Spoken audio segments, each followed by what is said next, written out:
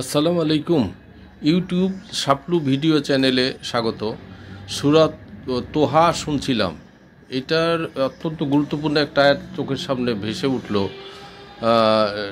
আয়াত নম্বর 130-এ সূরা তোহা উল্লেখ রয়েছে যে 5 ওয়াক্ত নামাজের কথা। অনেকে জিজ্ঞাসা করেন যে কোরআন শরীফে 5 ওয়াক্ত নামাজের কথা 5 ওয়াক্ত নামাজের কথা উল্লেখ নাই, কিন্তু এই তোহা সেটা স্পষ্ট করে দিচ্ছে। সূরা তোহা, চলুন আমরা সূরাটা একটু এক নজরে একটু দেখি।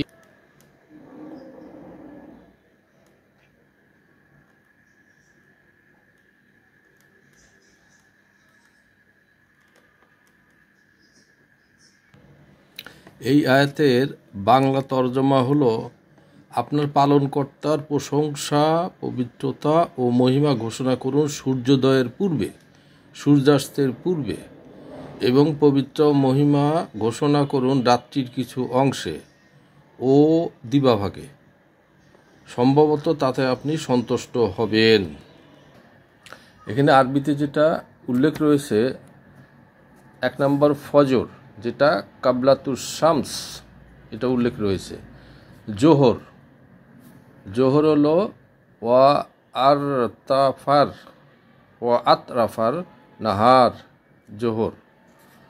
আসর হলো কাবলা গুরুবি হা, আসর। আর মাগরিব এশা হলো ওয়া মেন আমাইল লাইলে, ওয়া মেন আমাইল লাইলে, তাহলে মাগরিব ও এশা।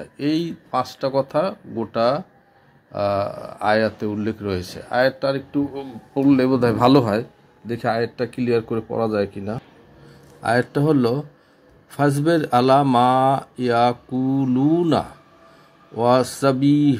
ওয়াসাবিহ বিহামদি রাব্বিকা কাবলা তুলু ইসামসে ওয়া কাবলা গুরু বিহা ওয়া মিন আনা আল্লাইলে ফাসাব্বিহ ওয়া আতরাফান নাহারে লাল্লাকা তারদা।